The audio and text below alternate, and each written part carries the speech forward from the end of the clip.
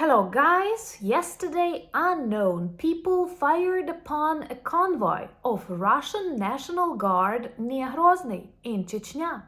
One Russian military man was forever neutralized. This is big because it is happening in Chechnya, which is vital for the Russian imperial myth.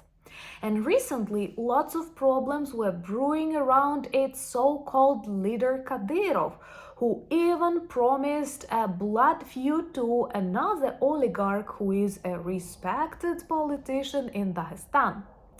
So, I totally agree with Vlad Wexler that for Russia's stability in Chechnya is very important, and thus instability in Chechnya means instability in Moscow. So let's discuss why is it so important and what's wrong with its non-charismatic dictator Kadyrov. My name is Anna, I'm from Ukraine, I'm in Ukraine, and if you want to see the collapse of the Kremlin, Kadyrov, Putin in The Hague, subscribe. I am sure we will discuss that on the channel sometime soon. So first of all, let me introduce you to Chechnya, one of the People's Republic within the Russian Federation. Actually very different from Russia and once fighting fiercely for its own independence. At the very beginning of 90s, after the collapse of the USSR, Chechnya proclaimed independence. Yes, it did not want to go on with Russia.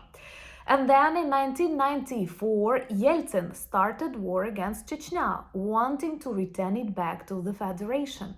And that is why I will never agree that the period of Yeltsin was a period of democracy in Russia. No. But in 1994, Russia actually lost this war and Chechnya remained independent. It is only in 1991, after very suspicious terrorist acts in Russia, people that will later introduce Putin as the ruler of Russia started the Second Chechen War. It was extremely violent, with hundreds of thousands of civilians killed. And Chechnya is a small country, so for them it is a really high percentage of losses.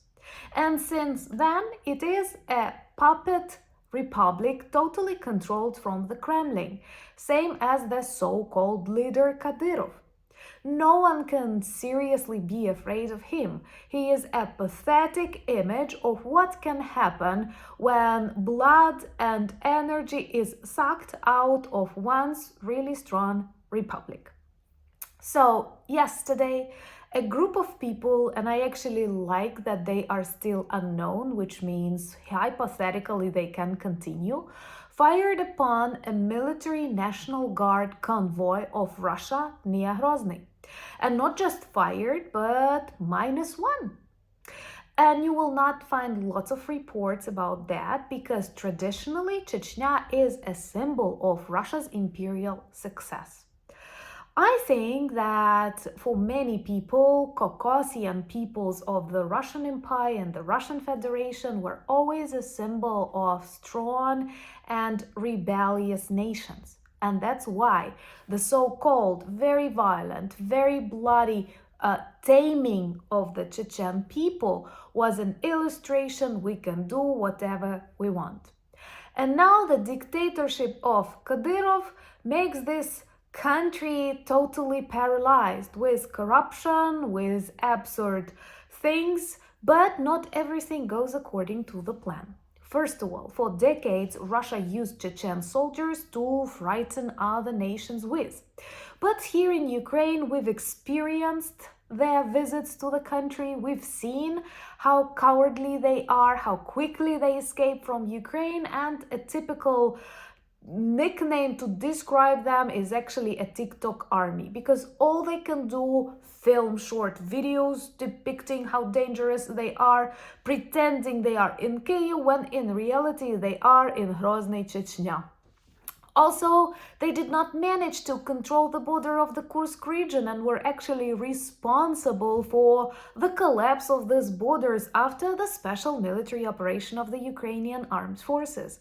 Subscribe if you want to see the continuation of our special military operation on the defeat and demilitarization of the Russian Republic. Yes, because the Russian Federation will collapse, whether you want it or not, but you have to want it if you are a smart person, because right now, when it is controlled by people like Putin and Kadyrov, it is not going to be something normal or safe. So anyway, Putin used Chechnya as an illustration that very violent, very strong people can become servants to the Kremlin. And Kadyrov is to do the job. But I'm sure his authority is definitely undermined with these serious losses. Also, lots of people in these Russian war-torn regions, because let's be honest, Russia brought war back home too, and there are many Russian regions on the border with Ukraine that are already a hot war zone. And many of these Russian people, like in Kursk, they hate how Kadyrov's groups treat them, and quite often they report to Ukrainian soldiers that might have been seen as invaders where the locations of these Kadyrov soldiers are, because the way they treat the population that they are supposed to protect. But recently, there was another very big scandal which returned us back to the 90s.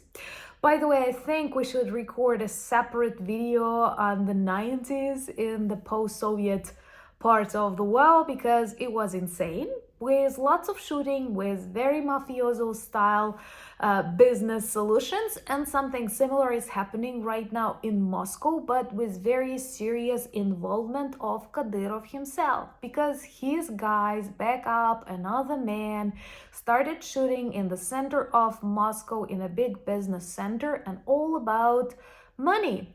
This is a typical raider approach, I hope the term is correct, when someone tries to take away your business. This is how Russia was built and how Russia continues to be.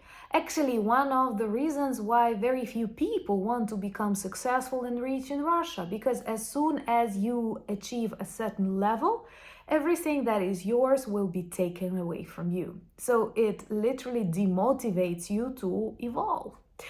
So there is a woman who is considered to be the richest woman in Russia, and she owns wild berries, which is similar to Amazon. And she decided to divorce her husband, and he asked Kadyrov to return her back to the family. I'm not sure it's about love, but most likely it's about money, because she's taking the majority of their funds with her, potentially to the man she now loves after him. And Kadyrov said, I will return this woman back to the family, and started shooting, killing the people around that business center. Not Kadyrov personally, but his people. And somehow, perhaps even Putin did not like it, because this does not seem like a behavior of the president of one of the Russian Federation republics. He has to comment that, and it's quite problematic to explain that it is okay, especially if you need the support of other rich people, and these rich people may have a different opinion than Kadyrov. Plus, in this conflict, there is another side backed up by another criminal billionaire. There are no other billionaires in Russia, only criminal billionaires. Kerimov, who is an honorary citizen of Dagestan, another so-called Russian republic that borders with Chechnya. And Kadyrov promised to kill him, proclaiming this classic blood feud, which is typical for the Stone Age or somewhere around Stone Age, Middle Ages, but Russia is very medieval without that charm of medieval ages. It's just like dark, dirty, stinky reality. So what will happen to Kadyrov after that, we don't know, but the number of problems he causes to Putin and the number of failures of his missions is growing. And it will be difficult to change him, because he's super corrupt. He feels like Chechnya is his own something, very similar to North Korea. I think they are actually developing that. He has his sons as his heirs. They are very pathetic. in their demonstration of like military skills, but Putin, when visiting Kadyrov, has to watch his children shooting for hours and pretending it's okay. Oh my God, it's something very insane with these countries that live like centuries ago. And so if Putin wants to change Kadyrov because of Kadyrov's crazy behavior and weakness, it will be difficult because Kadyrov does not want to be changed. And this will cause a wave of instability, and the majority of people in Chechnya perhaps have a totally different opinion than their very pathetic leader. By the way, let me know, would you like a video about Kadyrov and why he's called Don? I had to watch a couple of videos to prepare this vlog, and it's so difficult because literally after every word that he says, he adds this pause filler, or I don't know, how do you name this linguistic or psychological phenomenon, and he says done, like I don't need to done, tell you done, and you just feel that your ears are fading. Yes. Anyway, there are lots of spots on the map of the Russian Federation that once proclaimed their independence, were suppressed by a stronger Russia, and can return back to their normal evolution plan after the collapse of Russia, or especially now when it is so weak, and Russia is weak. That's visible. Just have a look at Putin's face. Is that a face of a strong person? Let me know in the comments below what associations you have with Putin's face. Actually, that's very interesting. That may inspire some Russia paradox videos. But be careful, YouTube policies are protecting dictators sometime. But in general, I'm very grateful to YouTube because this is what connected us together. Join the channel if you're new. We have a very good company and community of kind, freedom-loving people here. Subscribe to my Instagram, X, Threads, and Discord. I'm also active there and share more of the everyday Ukrainian life. Thank you for buying me coffees, becoming my patrons and sponsors of the channel. Check our merch shop for lots of items that may work well as reminders and conversation starters about Ukraine, and we do need these reminders and these conversations. All the links that you need are in the description of this video. But most importantly, thank you so much for being with Ukraine, for standing with us against this global evil. Because, oh my God, Ukraine is not fighting with just Russia. Now we are fighting against China, North Korea, Iran, and many more evil creatures. So thank you for being on the side of the good. Slava Ukraini!